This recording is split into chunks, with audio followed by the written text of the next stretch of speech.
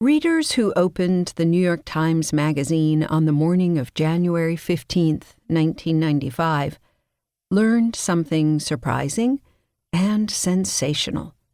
Thousands of nude photographs, including those of prominent public figures such as George H.W. Bush, Bob Woodward, Meryl Streep, Hillary Rodham Clinton, and Diane Sawyer, existed in the Smithsonian archives, readily available for public viewing. Adding fuel to the fire, Ron Rosenbaum, the journalist who broke the story, claimed that the photos were part of a nefarious, eugenics-inspired plot. Research undertaken at the nation's universities that evoked the specter of the Third Reich. The nude photos that Rosenbaum discovered were taken decades earlier, when the pictured individuals were young adults attending college. For much of the 20th century, a remarkable number of U.S. institutions of higher education mandated that their students undergo an annual physical exam, including a posture evaluation.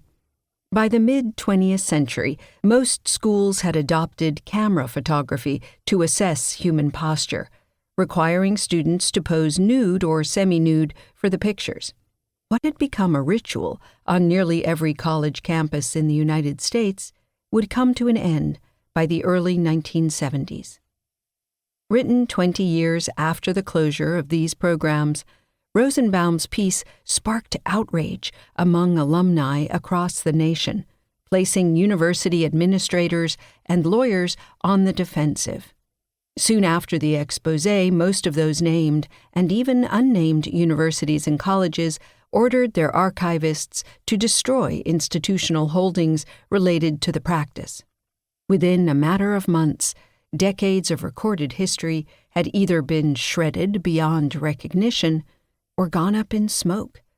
It was a decisive and, to many onlookers, triumphant end to an ostensibly dark chapter of U.S. history. Since then, most journalists and scholars have remained silent on the matter, seemingly content to lay an unsavory chapter of history to rest. Slouch revisits these events to gain a fuller and more nuanced perspective on the history of the posture sciences, of which posture photography was but a part. To get at this history requires close scrutiny of the ways in which culture and politics come to inform certain scientific endeavors, and, in turn, how widely accepted scientific facts influence the social fabric of everyday life.